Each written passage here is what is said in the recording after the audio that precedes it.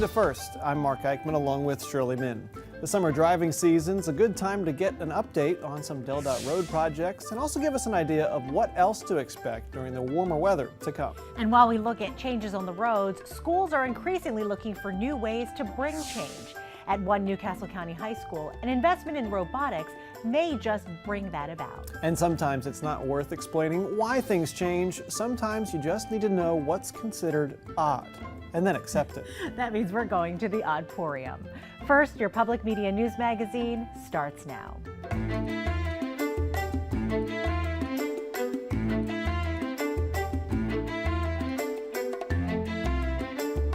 Memorial Day will be upon us next weekend, and that means summer driving season kicks into high gear.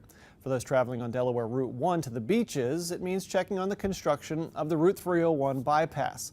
The first time we checked out the construction was in 2016. We've updated it and provided some context on why we need the road in our first look.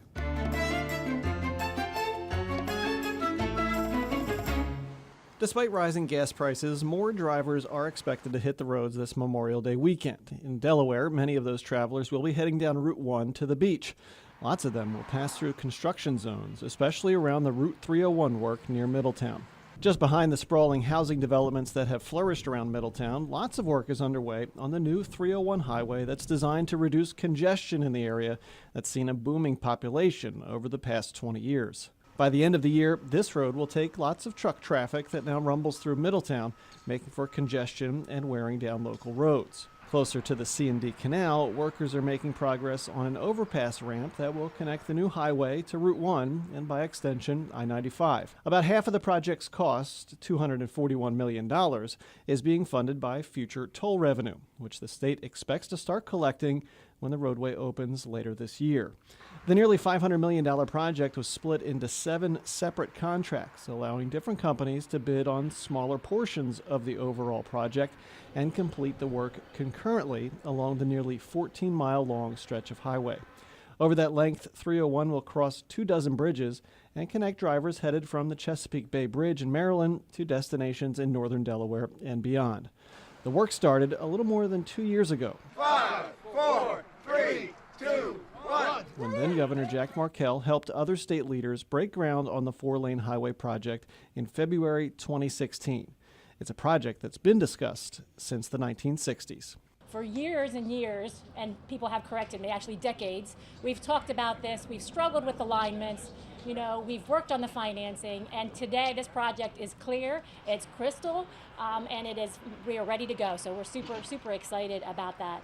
This is a very exciting project. It is one that we have been talking about literally from my first day as governor and for years before that. It's going to bring so many benefits to the area. Less congestion, better safety, more economic development. That's what I call a win-win-win. The project is scheduled to be completed by December of this year. This project was done through multiple companies working on different sections of road construction. The 301 project has created thousands of jobs and some occasional congestion along Route 13, which runs parallel to Route 1. And speaking of the Delaware Beach route, traffic will obviously be increasing over the summer months, but what else can we expect?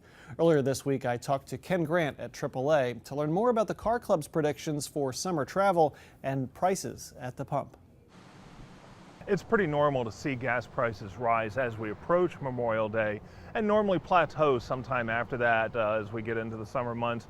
We might see a change though this year thanks to the reinstatement of the Iran sanctions. Iran, of course, is the 5th largest oil producer in the world.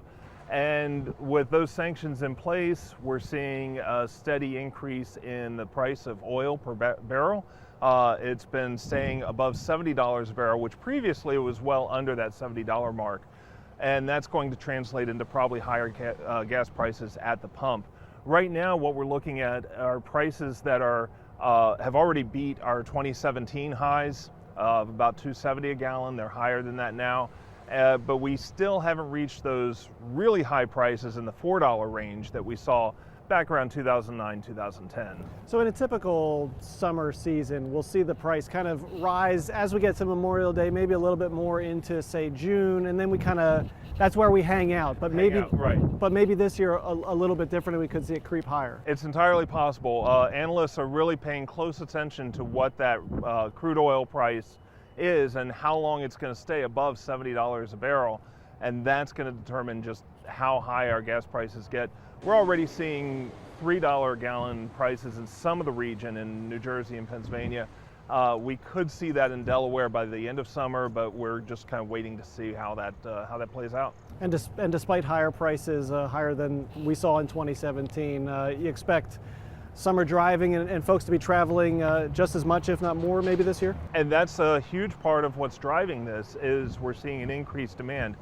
We're expecting to see a larger group of people traveling over the Memorial Day holiday than we have in previous years, and that seems to be a combination of things. We're seeing a relatively strong economy right now, and we're seeing people just itching to get out after what seemed like an endless winter that, it seemed like the groundhog kind of missed the mark, and we went way beyond the normal 6 weeks of winter after that. And so people have a little bit of cabin fever that they're ready to just go out and enjoy themselves and have some fun traveling. In 2017, Delaware saw quite a few motorists on the road during Memorial Day weekend. From that Thursday to Monday, saw over 1.2 million cars pass through the toll plazas in Delaware. That's along 95 and Route 1.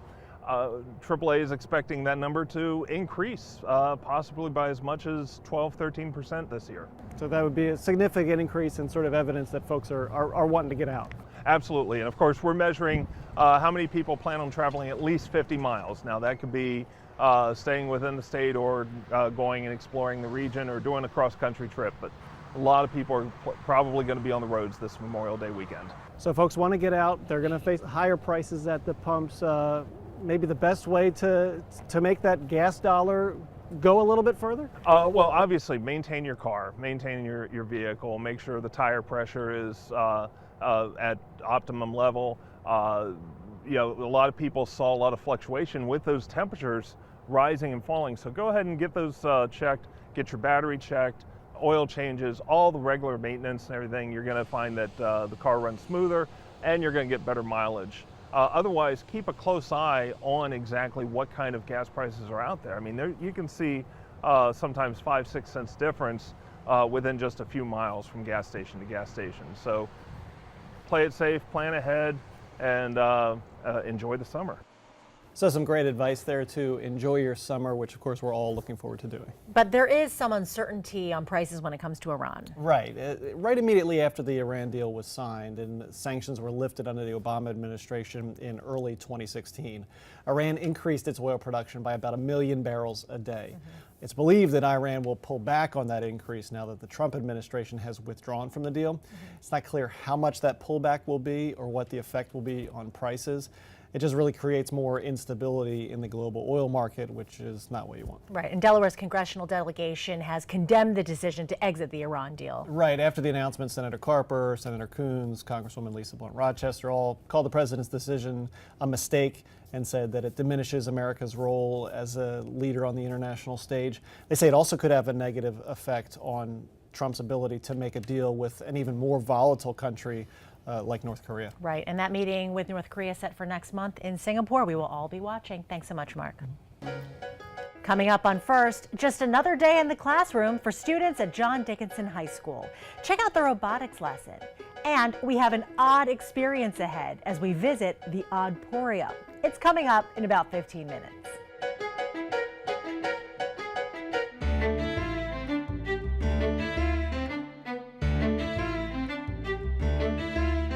We're talking jazz, blues, and the Queen in this next segment.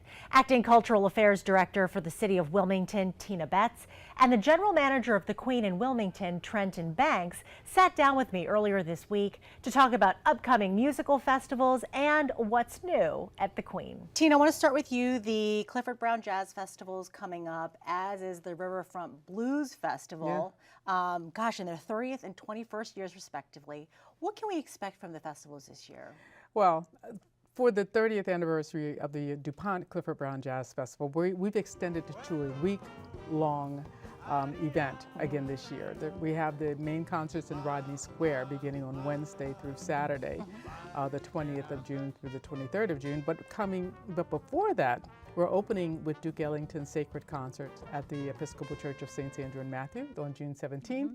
And we're bookending that back at the Queen, where we've been for the past several years, with the Boise Lowry Living Jazz Residency Graduates Concert. Which is a treat because it's just next generation of jazz next musicians. Generation with all new compositions. And it seems like Wilmington Mayor Mike Przicki has been really supportive of the arts and the culture scene here in Wilmington. Have you found that to be more so or true, I guess? It's true, and it's really good. I worked for Mayor Baker for many, many years, and he was also extremely supportive of the arts. So it's really good to be back in an environment where the leader of our city understands the importance of the arts and what they bring to the city in both a quantifiable way, with the economic impact, and also with the aesthetics of the arts. And it's great too, because you can, with the weather being nice, you can sort of dine al fresco, listen to some great music. Oh yeah. Do you try to reinvent the festivals every year, Tina? Yeah, we try to take a different look at, how they can be just a little edgy. We try to bring back artists who, have made a name for themselves, but also artists who are, maybe known internationally or around the country, but not so much regionally. So every year there's always something new that people are surprised and fortunately have been pleased that they've discovered, because the festival, we're always expanding, always reinventing, always looking for new people, new sounds, new things to do. And how has attendance been? Have we been hitting good numbers? Yeah, well, last year was my first year back after about a 4-year hiatus, and it was excellent. We started with a little bit of rain the first night, but with the Jazz Festival, people seem to still hang in there in Rodney Square, so long as it's not dangerous. So the numbers were great. We expect the numbers to be even better this year because it is the 30th anniversary, and we have some really special activities planned. And Trenton, we're going to put you in the hot seat now. So Live Nation has taken over operations at the Queen. Yes, And so what renovations have taken place? Because I know there's already been some that have been sort of kick-started here. Yeah, absolutely. So I think the biggest thing that we did was try and do some of the aesthetics. So we wanted to give the building like a feel, right? And so when we first came in, we were like, what does the building feel like? And of course you have the name the Queen, right? So we tied in some of the royalty to it. And then when we proceeded, we worked with two great art designers, Nathan Schaefer and Louis St. Louis. They're based out of North Carolina, and so we brought them in, and they helped us design a lot of the stuff and the aesthetics that we have going on the first floor. So we tied in the Queen theme. We have, wonderful mirrors. We added some curtains and some gold curtains, and as we try to carry the theme throughout the building, that's sort of what we started doing. And then for the future, we're going to redesign the second floor and sort of carry the theme up to the balcony. And then also too, we're going to do some renovations to the box office and make like an outdoor seating area. Has the transition been easier or harder than what you expected? So I would say it's been a little better than what I expected. I 2 years ago or 3 years ago, I helped open up the Fillmore Philadelphia. So from that experience, going into the Wilmington experience, we were much more welcomed, both by the press and by the people, by the community. So it was very refreshing, and it was nice to have. Live Nation embraces a wide variety of music genres, much more than I'd say World Cafe Live did at the time, the previous managers of the Queen.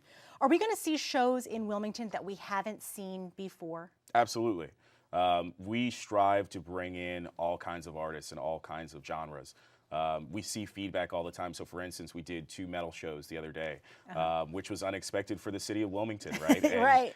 They loved it, and we got a lot of good feedback from it, and people want to see more of it. And so while we transcend all the genres and stuff like that, and bringing in artists that normally may have or would have skipped over Wilmington, that's our strive, is to bring that music to the people here in Delaware. Do you have a feel or grasp of what people here in Wilmington and Delaware want to see at the Queen? Yeah, so, a lot of our first year was just throwing stuff against the wall, right, and seeing what sticks. And so with this past year, we've got a lot of information from the fans and from people in the area about what they want to see. I think one of the biggest drivers that we found so far is that there's a huge draw for country music. Seeing that down south on the beaches, Rehoboth Beach and Dewey Beach, there's a huge following. And then sort of playing off of that off season, sort of helped because we didn't think that there would be much success in the country scene, but there is a huge draw for that. That was one of the biggest surprises to us here in the market. You're new to Delaware, so tell me what it's been like. What have you liked about being here in the first state? Any surprises? I really like being in Delaware. Like I said, coming from Philadelphia and then moving to Delaware, it was very refreshing. One of the first things that I noticed, like when you walk up and down Market Street, it's extremely safe, it's clean. People say hello to you when you walk down the street. It's just a welcoming vibe that comes being in Delaware, which I really do love. Oh, I love that. Yeah. And Tina, you're the executive director of the Light Up the Queen Foundation as well, the second hat that second you wear. hat, exactly. And so you must work with Trenton, obviously. So tell me about what's going on with the foundation. Well, first of all, it's been a pleasure working with Trenton and Live Nation. They've been absolutely wonderful partners at the Queen. And, one of the things I mentioned was the Boise Lowry Living Jazz Residency, which we could not do without the partnership of the Queen. I mean, it's a perfect venue for that concert. We just finished up a whole series of arts sessions for young children, and between middle of March to the end of April, we saw almost 3,000 kids come through the Queen for our arts sessions. And again, that would be something that would be impossible to do without a cooperative partner. So it's a really good partnership. And Trenton mentioned the vibe in Wilmington. Well, the vibe between the Light Up the Queen Foundation, Live Nation, is perfect. It really is great that so much thought has been given to cultivating the next generation of music and art supporters. The DuPont Clifford Brown Jazz Festival runs from June 17th to the 24th. Check out more at cliffordbrownjazzfest.org. The 21st annual Riverfront Blues Festival takes place the first weekend in August. Details at riverfrontbluesfestde.com. And finally, you can find out what's going on at the Queen at thequeenwilmington.com.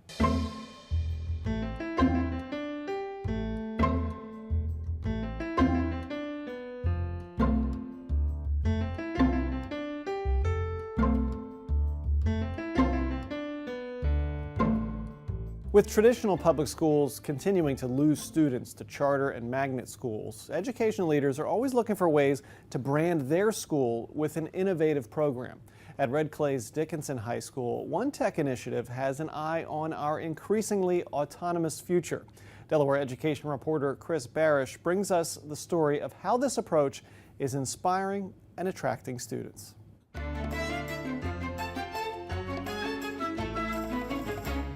Walking through Dickinson High School, one can't help but notice the two fluorescent yellow mechanical creatures through the windows of one large classroom.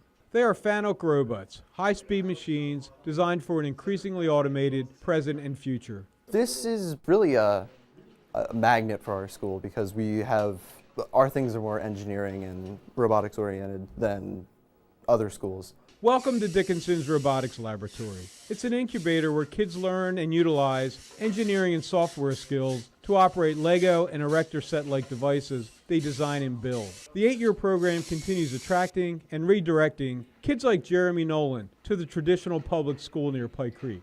Well, robotics has always been something I'm more interested in because I enjoy the technology and the building aspect of things, and I figured it'd be a great path into computer programming because I was going to pursue computer science. But I decided later on in the program to switch to more robotics-oriented field. An outgrowth of the school's STEM program, robotics began at Dickinson in 2010. Only a handful of kids enrolled the first year, but now about 100 of the 600 students take a robotics class. One former student, now in college, has spent the last 3 summers working in NASA's rocketry program. Teacher Sean Bowser says robotics is a field that utilizes knowledge from a handful of critical academic disciplines. They take robotics to help them with other things like auto mechanics or engineering or architecture. And that's the nice thing about robotics. Robotics is all-inclusive. It encompasses the science, the math, the engineering, and the computer programming, all in one nice, neat little package. The courses teach kids skills needed to design, build, operate, and repair robots for use in the home, industry, the military, even outer space. I love getting these kids involved, getting them to thinking, getting them to see the future. It's not just about a program here, it's about their future now, it's about their career, it's about going to college. Dickinson teams have won state contests and competed nationally. Nolan and other students have won scholarship awards to Capital Technology University in Maryland. When WHYY visited Dickinson in March, Nolan and classmate Ian Shotwell practiced for a competition. They tweaked their robots, which have a motor attached to each wheel. They fine-tuned the programming instructions, like when to stop, pivot, turn, or lift. They directed their robot around a square playing field to pick up cones, drop them onto other cones, and then deposit them in a corner. Instead of using the customary claw to grab the cones, they settled on a spindle-like catcher featuring rubber bands. A lot of the exercise was trial and error, then more tweaking. Later, another classmate ventured over to show his robot and his prowess. But not everybody in the class enters competitions or wants to study robotics in college. Junior Azaria Whitaker aspires to be a psychologist. She was working with Lego pieces and design specs to build a telescope that could take a picture of a starburst in space.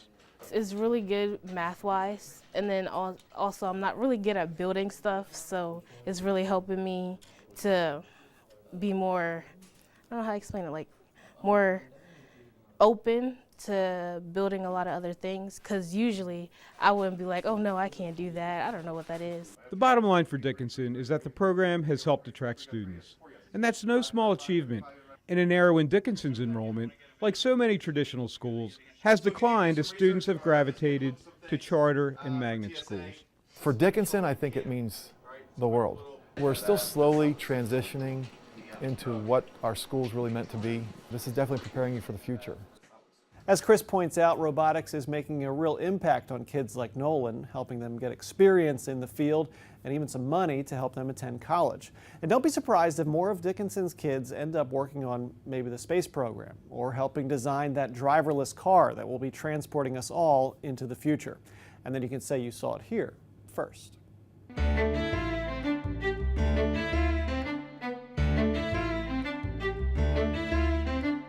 A big change is coming in the world of sports betting. The U.S. Supreme Court sided with the state of New Jersey to allow nationwide sports betting. And that got Rob Torno thinking about who will cash in and, more importantly, who will not.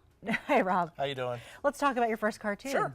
So the college athlete came to mind. Right. Right. Tell me about it. So with sports betting, I mean, I think it's a good thing, right? People are already betting on sports. Might as well bring it into the light and make it legal.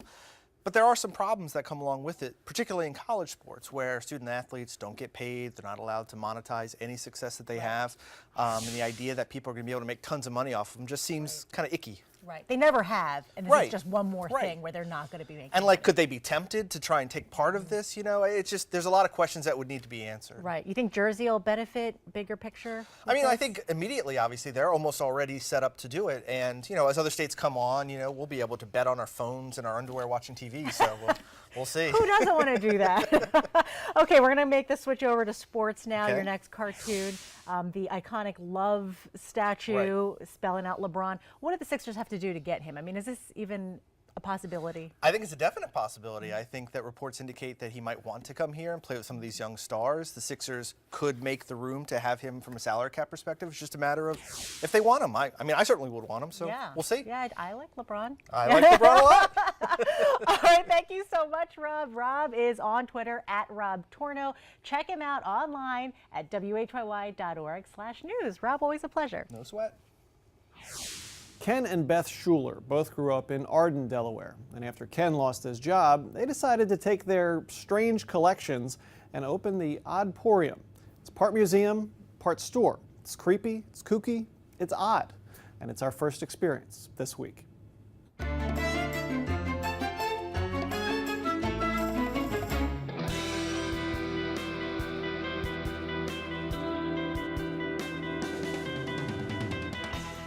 It's a museum and a store. It's the unusual, the bizarre, and it's a learning experience.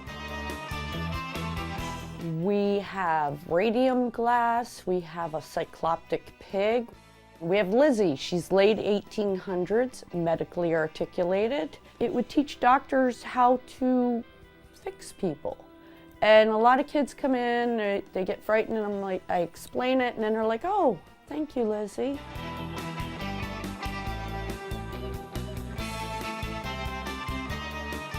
We were both unusual kids. We both grew up in Arden. Roughly 4 years ago, where he worked, it was closed. And he said, well, my family built this building in 1911. Let's do this. And we opened up the Adporium. And we thought all the unusual collections that we have, people might enjoy them and come in, and we could teach people about things that you don't get to see every day.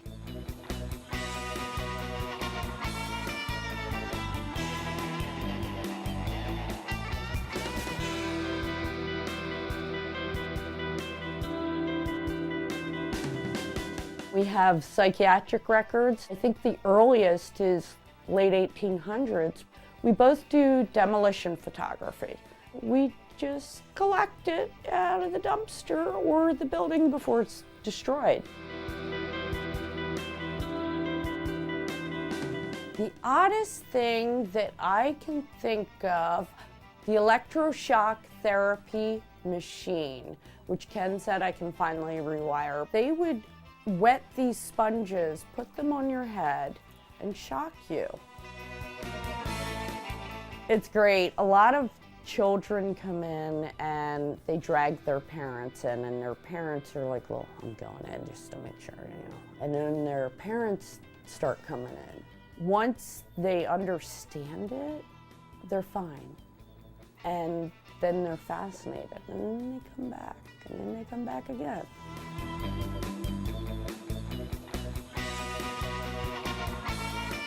The idea, when they come in, it's almost like I could care less if they buy something. I want to talk their ear off, tell them about carbon tetrachloride, the infancy of mental illness. I want to tell them about Lizzie. I just want them to learn, never stop learning. It is the love of history. It's the love of the unusual, the hard to find. I love this place. The Adporium is located on Marsh Road in Arden. Ken's family built the building back in 1911, and it once housed a barber shop, a general store, and a sandwich shop. And one last odd thing about the Adporium, Beth told us that 7 people have died in the building and that their presence is still felt from time to time in the store. You can get more information on the Adporium on the web at oddporium.com. I have goosebumps. A little creepy. Yeah, but it adds to the intrigue. Absolutely. Well, next week we're going to take a Memorial Day holiday break, and that means we'll be back with another edition of First in 2 weeks. In the meantime, you can get your daily Delaware news online at WHYY.org/news or on the radio at 90.9 FM. And that's where you'll find Shirley and myself among our team reporting those stories. That is First for this week. We thank you for watching. For Chris Barish and Shirley Min, I'm Mark Eichman. Have a great week.